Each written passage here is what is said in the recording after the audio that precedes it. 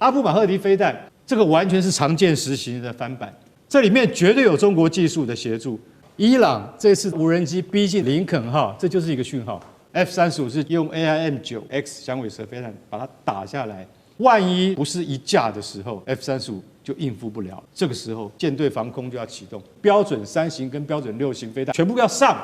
这个画面会不会发生？很可能在下个礼拜就会发生。所以我觉得，如果真的开战的时候，大家要小心了。如果伊朗真的能够逮到美国的航空母舰战斗群的话，中国在这后面一定出了很多力的。好，所以观众朋友今天特别来关心到中东的战事战火现在进入倒数，尤其今天关心到的是伊朗现在祭出了它的射程高达1000公里的新款的导弹亮相。中国大陆现在传出有暗中帮助伊朗吗？再来就是俄罗斯是否也有介入？美国航母危在旦夕。今天就这些议题，我们会一起来做关心。3个火线话题，我们今天请来宾来特别帮我们做解答。首先，今天会来关心到的是伊朗的无人机逼近了林肯号之后呢，是直接被美军的 F-35给击落下来了。另一方面，革命卫队试图在另外一头呢强行扣押美国的油轮。中东战事现在被说是一触即发，美军能够掌握局势，避免战火全面蔓延吗？这是第一个问题。第二题，我们会来关心到是在中国大陆的部分，它的一艘科考船现身在阿拉伯海，网络上现在还流出了一系列的卫星影像，在这个卫星影像当中是以中文标示了许多美军在它的武器中东的部署，这是中国公开支援伊朗提供给他灰色的情报吗？那美军又如何反制这一场情报战呢？最后，我们今天也会来关心接下来的要在2月份特别关心，就是2月6号，美国跟伊朗会来谈这个核谈判，而在核谈判正式的进行前，我们看到伊朗直接抛出了他愿意承诺的事情，包括暂停他的核计划，浓缩铀会送往俄罗斯。川普则是要求说3个东西你要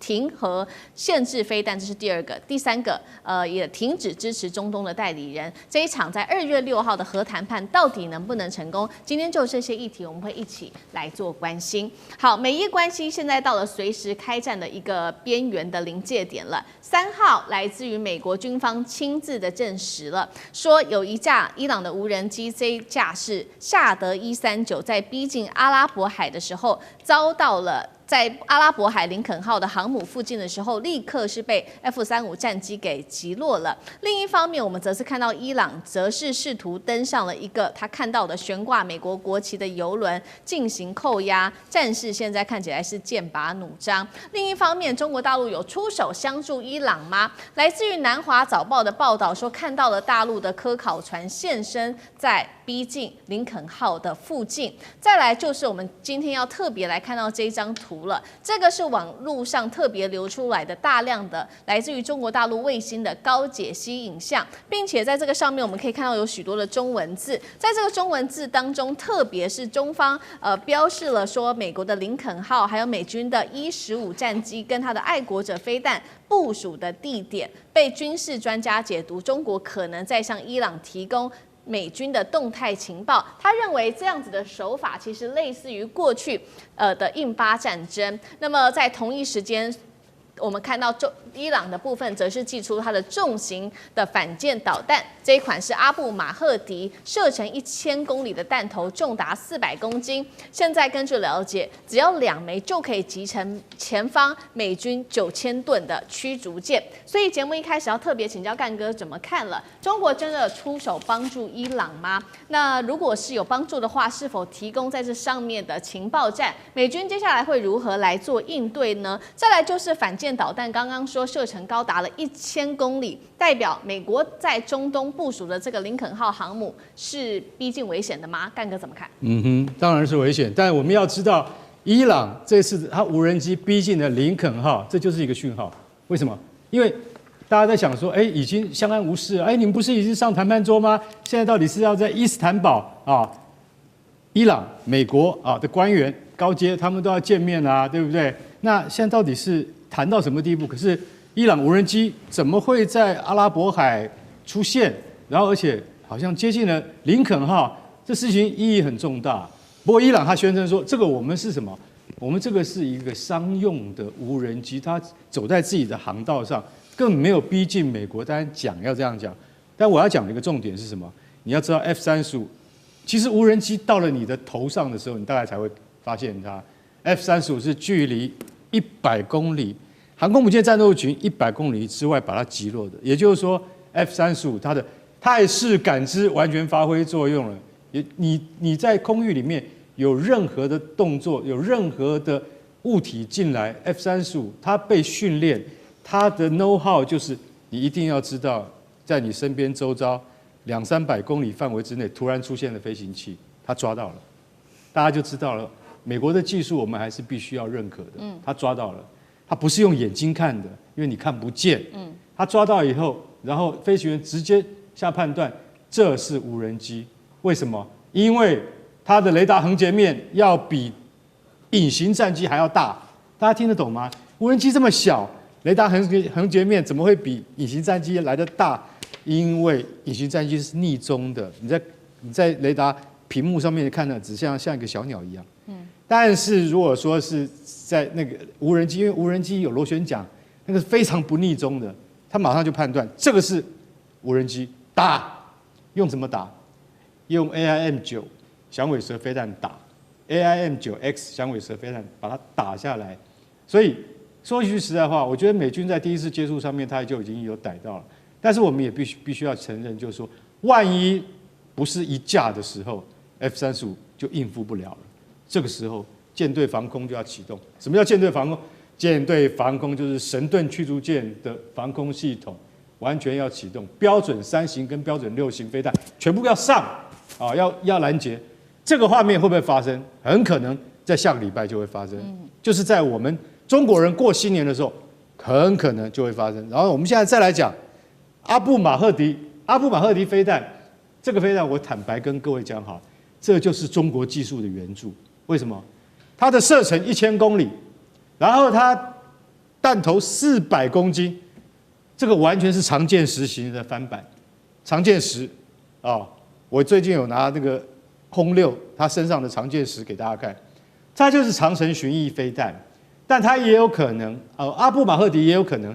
它根本就是一种弹道飞弹啊。那因为弹道飞弹的技术比较复杂，我觉得不太可能会用在这种飞弹上面。但是它可以打到1000公里，那就是代表像跟我们的常见实型的飞弹是一样的道理。它能够飞这么远，然后呢，它飞这么远，它还弹头威力有400公斤。它要是一颗打到你美国航空母舰的话，是打不成的。所以这边我必须要先强调，400公斤的弹头打不成的。为什么？因为美国航空母舰总共11艘，每艘都是10万吨级的。你要2颗到3颗以上打中它，才能够把它打残啊。所以说，其实反舰飞弹它其实有一个，就是说怎么讲，就是说心理因素会比实际集成要来的有用。所以你就会看到说，阿布马赫迪真的是已经要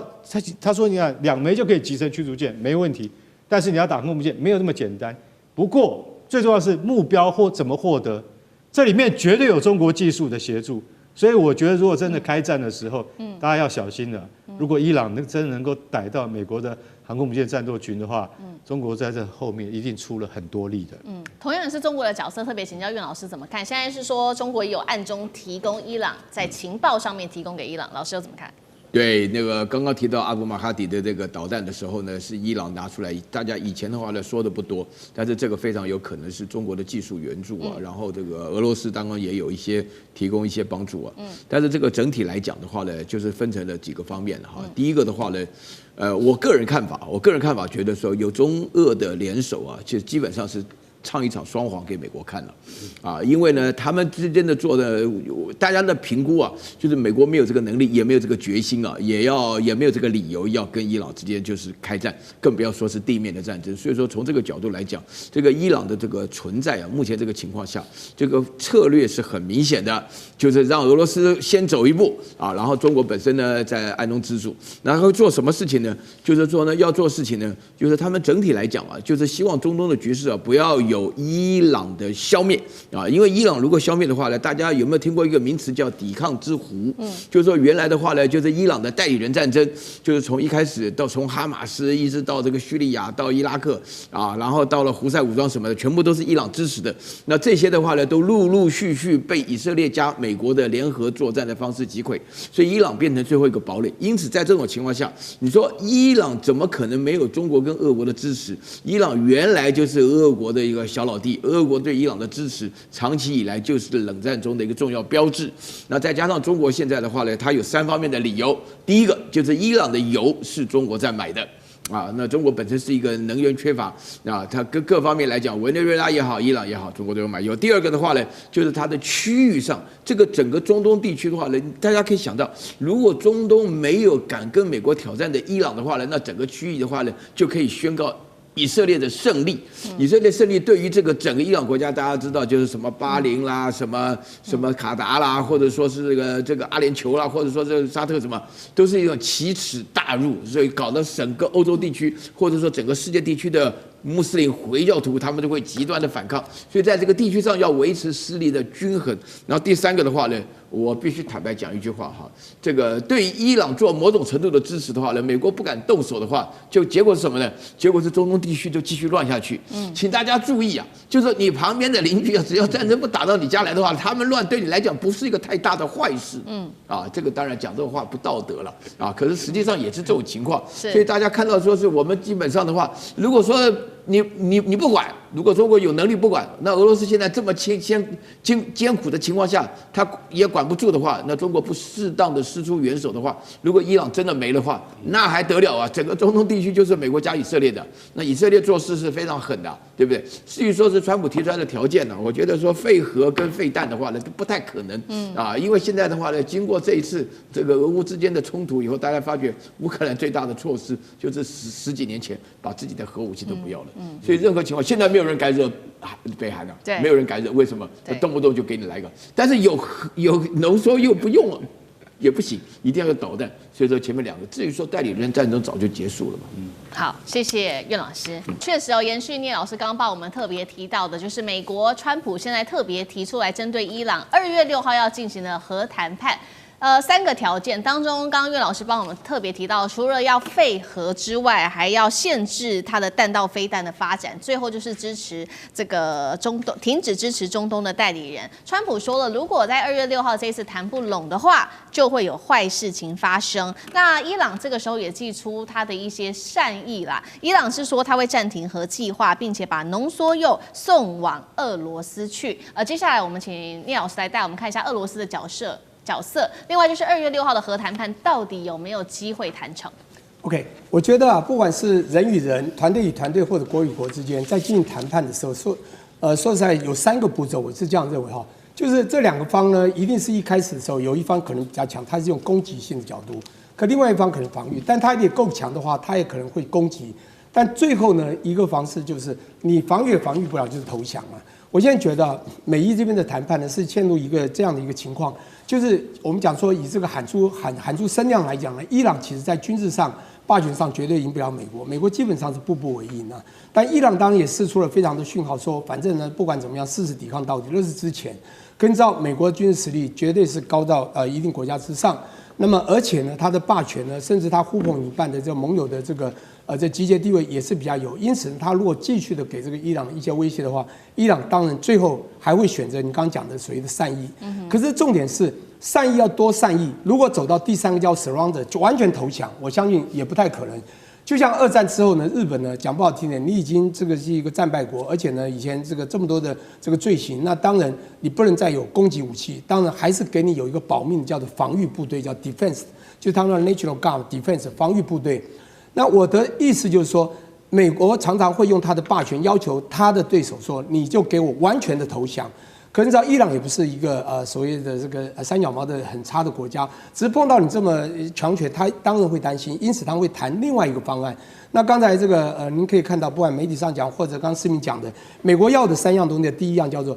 终止核子计划，这个终止这不一样 ，terminate 是完全停哦，这就是投降概念。所以呢，伊朗会抛出一个说我们暂停核计划，而且他还丢出一个我把农村送到俄国，那他有个小小保护伞，因为这两个国家实际上都是有当然美国不是就比如以一战争的时候，他们都有所谓的代理人战争，他有前线代理，有后线代理，他可以也就是他要帮这些代理人去贡献，或者呢帮后面都有可能。他是前线代理之前，我们大家都知道黎巴嫩真主党也好啊，胡塞组织也门啊，或者巴勒斯坦这个哈马斯，还有呢像以前的委内瑞拉，当然像那个伊拉克等等都算。它背后还有两个核武大国，北韩、俄国。当然说不好听，还有一个中国，慢慢隐形。中国只是忍着不讲话，其实他也会释出的偶尔的提供资讯啊，这个跟这个印巴战争一样。当然，美国那一方呢，现在不是而是美国直接跟他，所以他没有所谓代理人，他当然会跟他讲说，你必须要这个停止支持中东代理人。其实我觉得这个要求呢，就是他希望怎么样呢，让这个伊朗呢不会再给这个美国未来造成他中东的一些阻碍了哈。当然，限制飞弹也是一样的道理，这个最少你不会每次我要打你，我比你大比你厉害，你还有时候还威胁我一下，这个川普也不爽了。好，那最后讲到他把农村送到俄国，这个是一个我觉得那有人说这是一种外交策略，我觉得这是一个保命策略了，因为他毕竟他的代理人，这个他幕后的一些主要的这个护盘者呢，他还是觉得他们多少还是有点力量可以保护他的未来的生存，是，所以这是一个保命策略。那当然也就是他预留他未来的一些生存的空间。那么我最后要讲说，美伊这样我的分析说，这样的一个这个谈判，美国步步为营，他又有霸权在手，又有军事实力，又有盟友的这些力量，会不会最后这个成功呢？基本上啊，我觉得最后还是会成功的。伊朗最后还是会让步，毕竟呢，你打的就是可能美国真的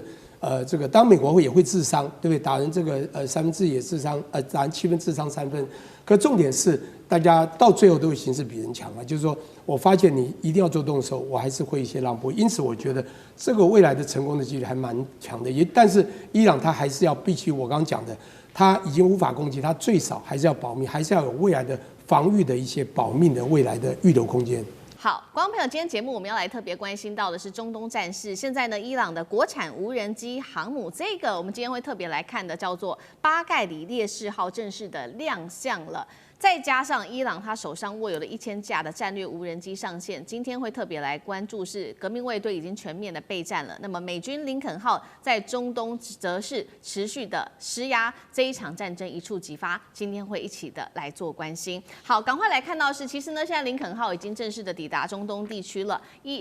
根据川普的说法，还有另一艘航母也即将很快就会抵达中东了。那伊朗则是呢，这一回在海上也祭出了它的新的航母正式的亮相了。这个航母叫做巴盖里烈士号航母。那根据了解呢，它是由货轮所改造的这个航舰，具备滑跳起飞的甲板之外，我们可以看到这个画面哦。同时它有倾斜的这个飞行跑道。根据了解呢，内部还有一些小型的医院，甚至是健身房啊，跟体育馆等等，所以这个涵盖的面积其实是非常大的。看一下它的小档案，长度240公尺，高21公尺，最多其实可以在上面部署60架的无人机跟30具的飞弹发射架，可以具备直升机的作战跟电战的能力。同时呢，我们也有看到刚刚提到的内部也非常的大，那可以配备的包括了地对地的巡弋飞弹之外，单独的作战平台也可以部署反舰飞弹，可以打击最远达到2000公里的一个目标。现在做了一个初步的推估，伊朗可能会想要用它的这个航母，也就是无人机航母，以自杀攻击的方式来攻击美国的林肯号航母。这个对决，等一下我们会一起的来做关注。伊朗除了有拿出它的航母之外，我们看到它同时也准备了1000架的战略无人机，正式的已经编列了作战的序列里面去，成为核心的打击力量，将是靠无人机哦。外媒这边也特别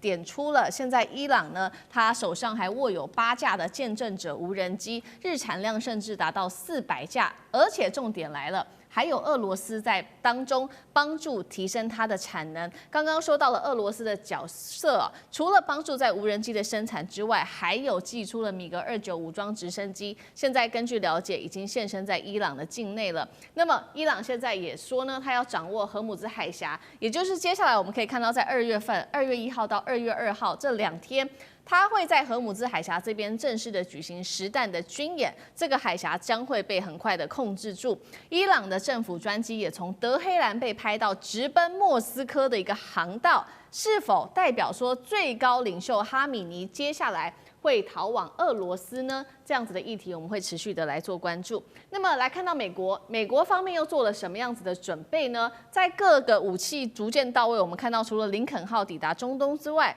自己的官员也证实了，一艘驱逐舰也到位了。美媒披露，现在川普正在评估对伊朗即将发动新的重大军事打击。那么已经在中东部署的武器，我们做一个统整，包括了10艘的军舰跟6艘的驱逐舰。节目一开始，我们要请厉将军来带我们看，这个是国产的伊朗自己的这一个航母，真能对美军的航母造成实质威胁吗？如果说无人机蜂群真的正式的出手，接下来林肯号有没有办法防得住？将军怎么看？我觉得这艘这个用货船改造的无人机航母如果真的是跟美国对峙来讲的话，可能撑不了30分钟就会被击沉了。那当然，伊朗我们看得出来，他一直想要所谓的这个采取一种不对称的作战这个积极用它最强项的无人机。可是我觉得你用在这个货轮改装上面，你知道我们很简单一个数据嘛，美军的这种鱼叉飞弹射程就300公里虽然说你的反舰飞弹号称可以打到200公里那么远到底可不可以，我们还是一个疑问。可是这个美军虽然说它的鱼叉飞弹300公里，可是它可以用空射型的这个如果说美军用空射型的，它舰载机这个 F-18战机带着这种空射型，那在2000公里之外击落你命中你这一艘这个无人机航母，事实上是轻而易举。另外，美军的鱼叉型也可以用潜舰来发射。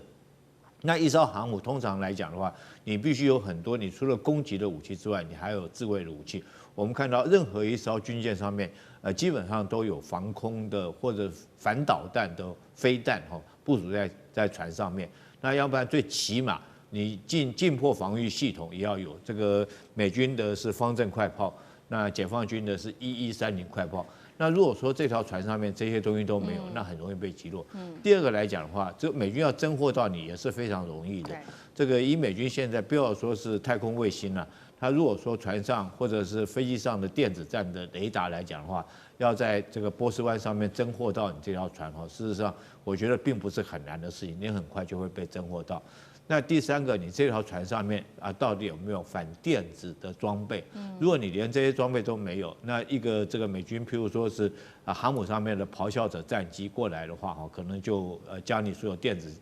系统全部干扰到。当然，我觉得伊朗这也是没办法中的没办法说想用这种办法，可是这个确实很不切实际，只是流于政治宣传为主。那目前来讲，据我了解的，到今天下午最新的一个讯息这个美国虽然说林肯号航母已经部署在这个阿曼湾的外海，就阿拉伯海波斯湾的外海，在这边应该已经在那边就位了。虽然它将 AIS 关掉，但是今天有一个 AIS 的信号雷达又开了在什么地方呢？有一艘美军的伯克级驱逐舰，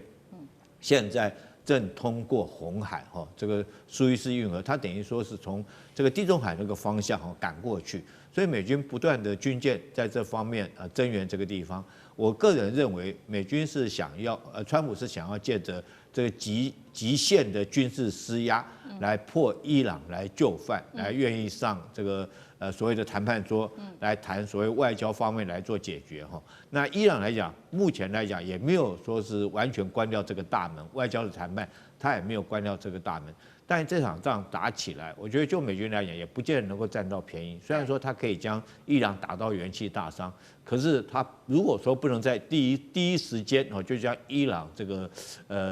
逼他就范来讲的话，那伊朗后续的反扑，甚至后续的力道还是很大的。对美国这个在中东地区的基地我们现在看到伊朗来讲，它的主要的武器就是导弹跟这个无人机嘛。那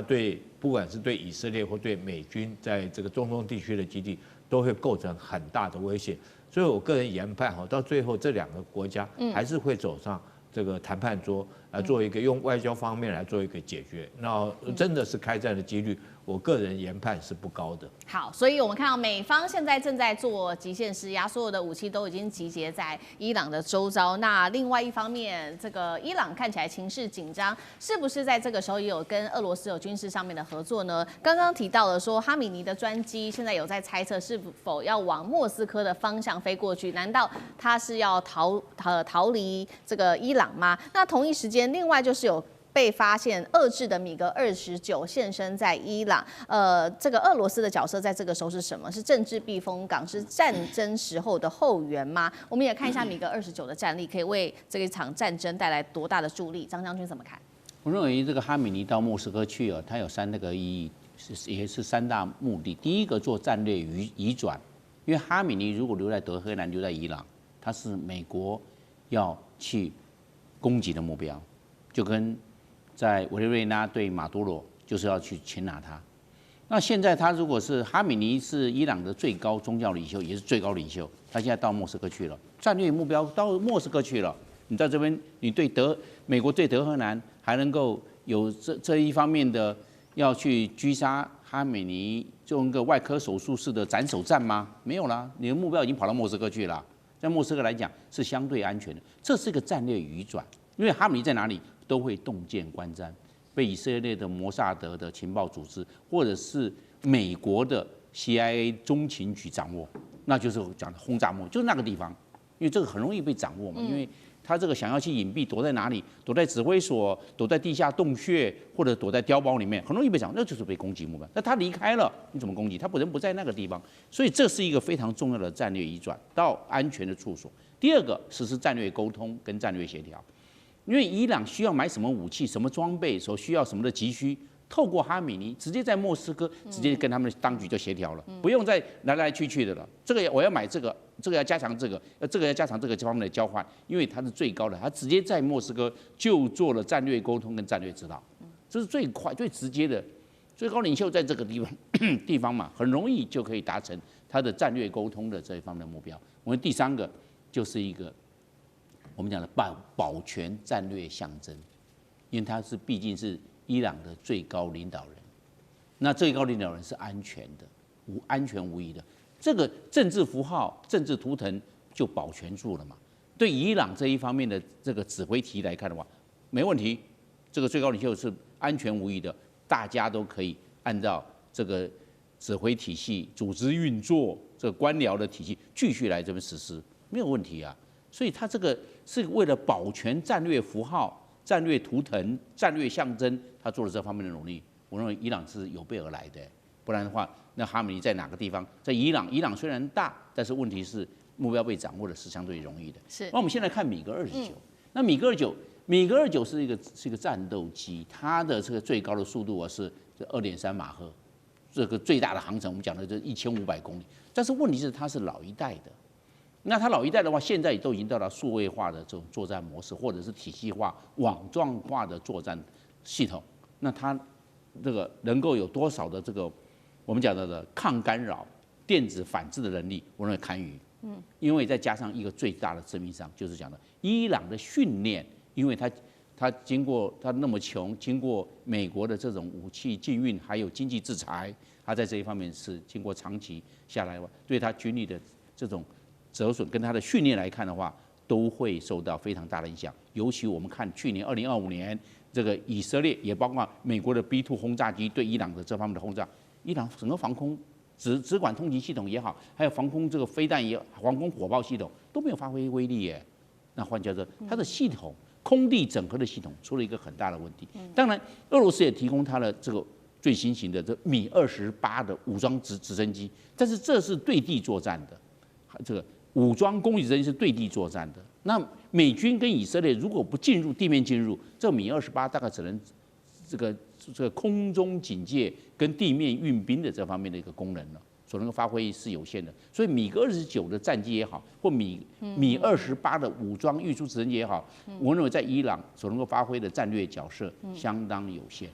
好，不管这一场战争会不会真的发生，但是我们看到，其实现在在中东附近，尤其是伊朗附近的邻国，他们其实很多国家是不希望发生的，这当中也包括沙烏地阿拉伯。主要的原因是，其实他们也会担心，如果真的在伊朗境内的神权发生什么问题的话，对于后续整体的中东情势恐怕也是会更危险的。为什么会这么想？杨老师怎么看？如果伊朗发生动乱、冲突、战争，那一定会有外溢扩大的效应。你想想看，伊朗这样子的面积跟它的人口将近有9000万的这个人口，它在中东跟西亚的部分哈，就包含阿富汗这些整个区域，它是最中心的。它连接了波斯湾跟黑海，那所有的历史上的就是重要的通道以及地缘的战略这个高点都在这里。那它又是两个特殊的是，它虽然是穆斯林，但是它绝大部分是什叶派，那跟其他中东国家的穆斯林国家不一样。第二个，它种族上是波斯人，古文明，可是一直以来其实就以这个区域为主，跟其他的阿拉伯人种族上不一样。因此，它是一个完整的，就是这个民族国家啊。虽然有一些其他少数民族，当它如果发生战争的时候，你就可以想象得到，第一个，这个军事冲突会扩大，因为它可能会针对在这个区域有其他美军基地，哦，或者是从甚至伊拉克、科威特、巴林，然后呢，卡达到就是阿拉伯联合大公国。都会变成他攻击的对象，所以这个军事冲突的扩大哈，当然以色列也是一个可能的目标，这第一点的这个危险。那第二个就是这个恐怖团体，就恐怖攻击也可能会扩大，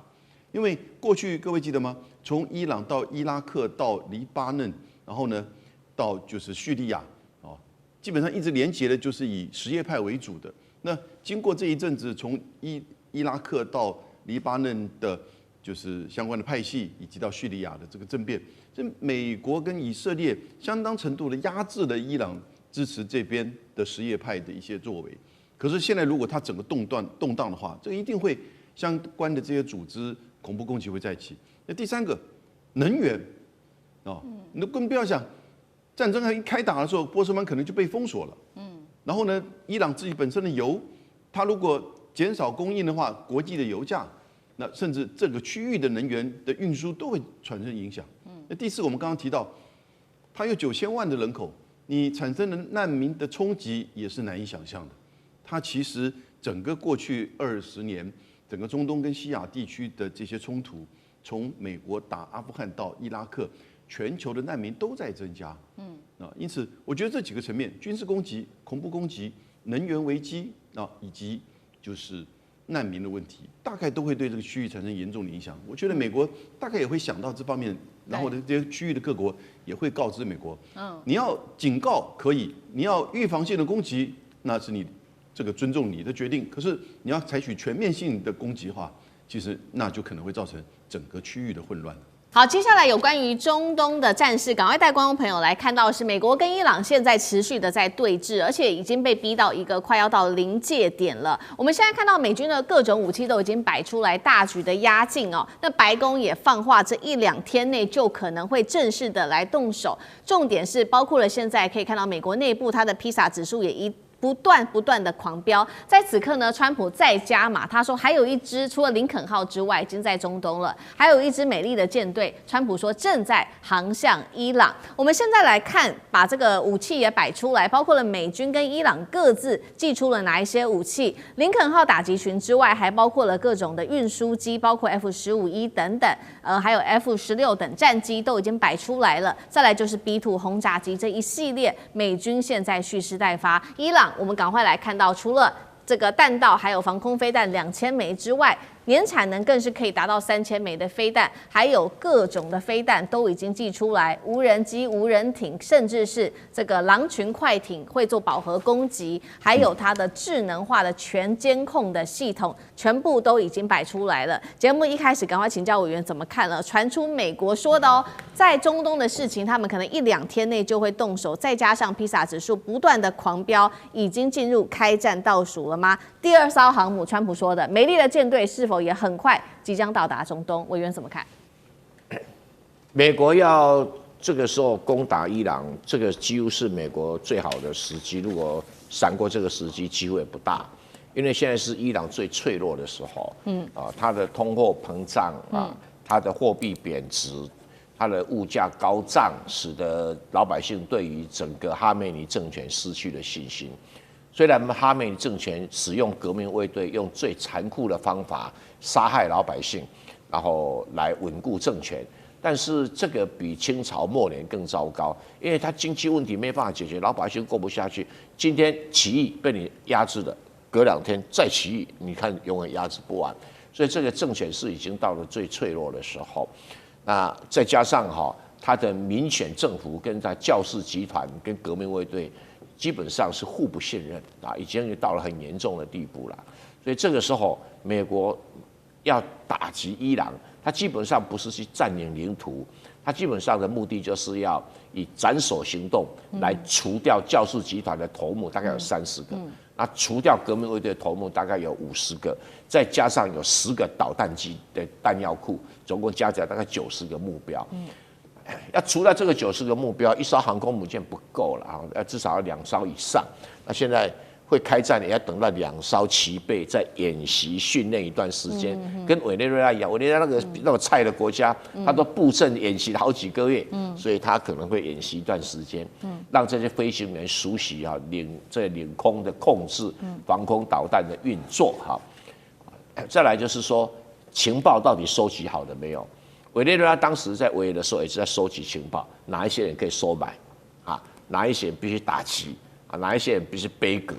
这个情报要先做好。那但是对伊朗来讲，不只要做这个工作，还要了解到他要打击的90个对象到底精准位置在哪里。简单，哈梅尼到底藏身在哪里？如果哈梅尼藏身在地窖里面，我要用什么武器直接把他炸死在地窖？这个都是在规划参谋作为的运作。那如果情报不灵呢，他当然就不会开刀了。如果情报很灵，就像说马杜罗这个美国已经是连他的卫队的队长都收买了，他就很有信心，知道他人在哪里。那也知道说革命卫队会配合，不是他的守卫队会配合把他的古巴的警卫给干掉。那这个都部署好了以后，他当然就出击了。那现在这个川普就是重施故技。所以部署这些飞机、这些导弹，当然伊朗也不是无下阿蒙了但是可是问题是以伊朗的实力要达成反击的能量，我个人认为差距太远了。所以伊朗说有多少导弹啊，或者东西，那个吹牛的成分比较多。他说蔡总你怎么说伊朗吹牛呢？他不是打击到以色列吗？是的，以色列是假设不被攻击为原则，可是他被攻击的时候，伊朗的精准度显示有问题的那对于美国的航空母舰会不会被攻击啊？对，那我们正在看看有史以来第4航空母舰被攻击会长了什么德性是。那如果美国航空母舰被攻击的话，那东方某小岛人就要闭嘴了基本上就闭嘴了因为连伊朗那么菜的导弹都能够打得到，那伊朗众多的吹牛，它有高超音速导弹绝对没有了。现在全世界战场上唯一出现的高超音速导弹只有俄罗斯的增速导弹，数据上被确认了。那伊朗绝对没有，为什么绝对没有？因为它没有固态液体的燃料它没有固态燃料，它怎么做出高超音速导弹？所以我觉得伊朗可能还在加油所以3000枚飞弹，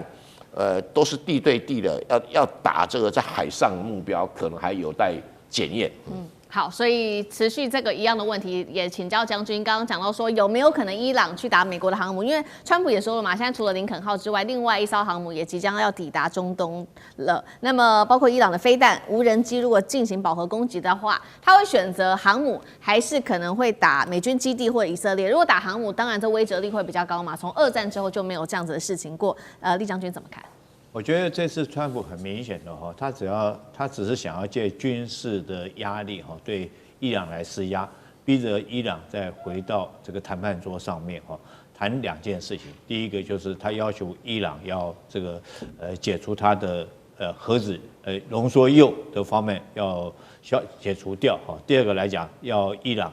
撤除他的导弹，因为这两样东西对以色列是最大的威胁哈。但是我觉得川普只是他会不会真的想动手？我觉得他就算他想动手，可能五角大厦那边会给他提供一个忠告，这时候动手不是很好的时机。我们从几件事情来分析。第一个，我们上次看到美国这个对伊朗动手啊，它是最少它都部署了双航母哦。那这次对于伊朗这种中等的强国，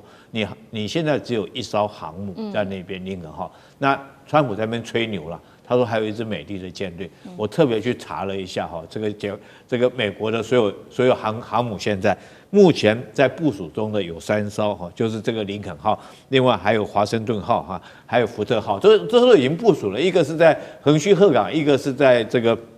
委内瑞拉那边哈，另外在作业中也就可以部署的只有2艘哈，这罗斯福号跟布希号，可是他们现在的位置分别在美国的东西两岸。太平洋跟这个大西洋，那如果说要过去是可以，可是最少以现在来讲的话，从这个不管从大西洋到达这个阿拉伯海哈，最少大概我认为最少10天以上的时间才到得了。另外有2艘是已经在部署完了以后，在阿兵哥在休假哈，那2艘是李米兹还有卡尔文森号，另外还有3艘哈是已经在大整修的，有3艘雷根号、杜鲁门上次在这个中东那边哈被炸的，我想大家都知道撞船的那个还被这个他飞机还掉到海里面，还有一艘是艾森豪威尔号。这都在整修之中，所以说美国能够动的航空母现在只有2艘，这2艘现在看起来好像还没有往这个中东地区运动。那第3个理由，我认为说是美国川普现在还不太可能动手，当然就是海湾国家不认同哦，包括沙特，包括阿联酋，他们很怕伊朗对他们油田来做攻击，他们倒不是不支援美国，而是他怕他的油田被攻击。如果伊朗猫起来打的话，哈，这个不分青红皂白，那他们为什么要这个遭受池鱼之殃？所以这2个国家他就不愿意美国借用他的，你们打你美国自己去打，但你不要用我的领空，不要用我的基地，以免我遭受伊朗的报复性打击。伊朗可能打美国打不赢，但是打我的油田那是绝对没有问题的。然后再来还有一个很重要的关键，我们看美军哈用兵这几次的用兵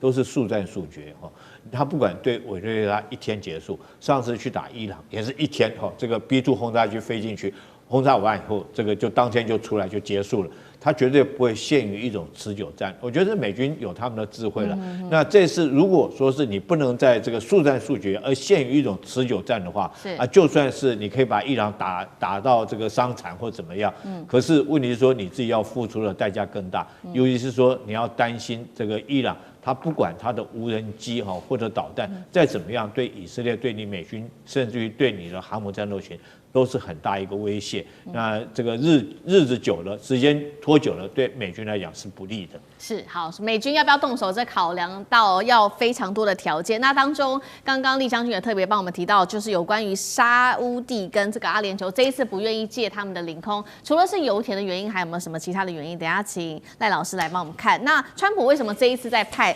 另外一艘的舰队前往中东，是代表现有的兵力还不够，可以镇压伊朗的意思吗？赖老师又怎么看？伊朗的国土面积很大，人口很多啊。那你要去轰炸伊朗的话，最好的距离位置除了巴基斯坦，还有这个阿富汗啊，是在伊朗的东部啊。另外在西部里面有伊拉克、有阿联酋、沙特啊，在北部有土耳其。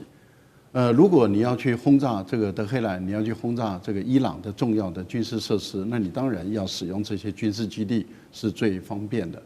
土耳其有美国的军事基地，但是土耳其这次已经很明白的说不可以使用我的军事基地，我的领空也不开放。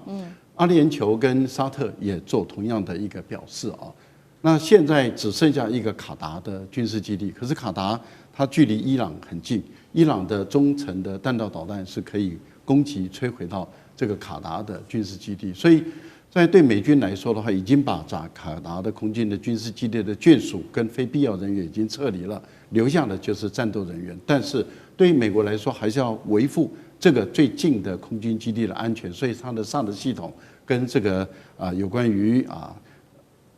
这个爱国者导弹都已经进来这个保护。可是问题就在于，那你要从哪些地方来去对于伊朗进行攻击？现在被局限在只剩下在阿曼湾这个地方，也就是在阿曼湾这个地方，也就是伊朗的西南部，这个对于伊朗境内进行攻击的话，一个航母战斗群就不够了。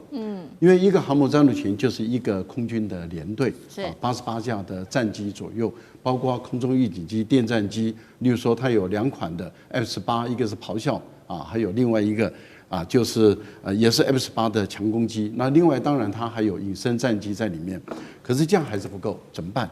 它也把这个导弹驱逐舰跟护卫舰，也就是可以装这个鱼叉导弹的这个导弹驱逐舰、护卫舰也都派过来了，潜舰也进来了，因为潜射也可以用鱼叉导弹来对于，尤其是对伊朗进行巡弋的攻击还不够，所以一个航母战斗群再拉过来，就等于是有2个空军联队，这样的话就能够构成至少100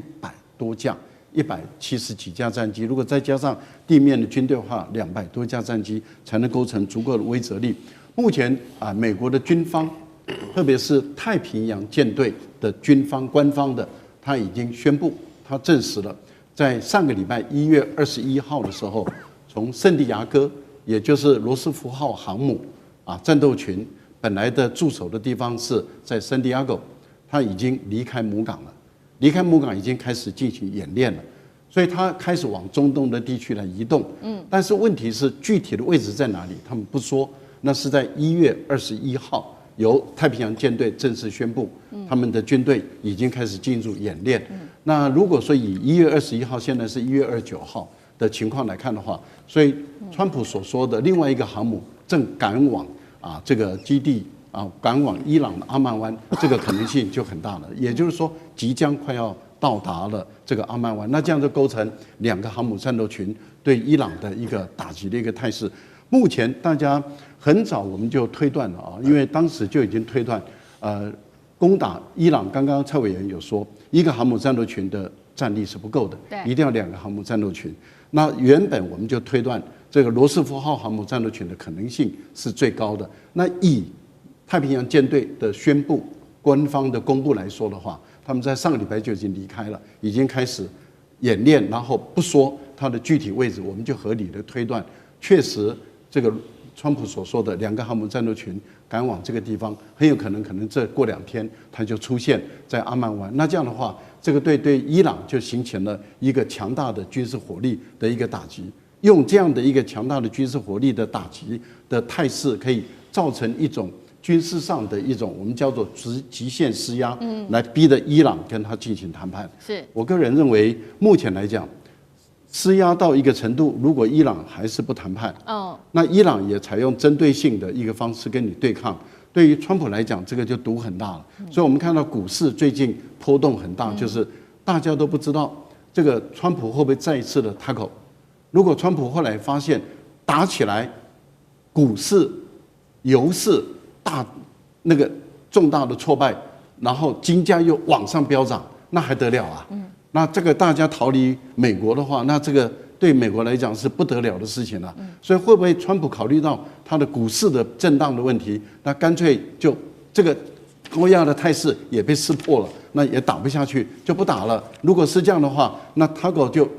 就典型贴在这个川普的脸上了。可是如果一打的话，我们保证油价绝对会涨，股票绝对会跌，那这个会造成美国跟很多国家的动荡。地缘政治、美中之争、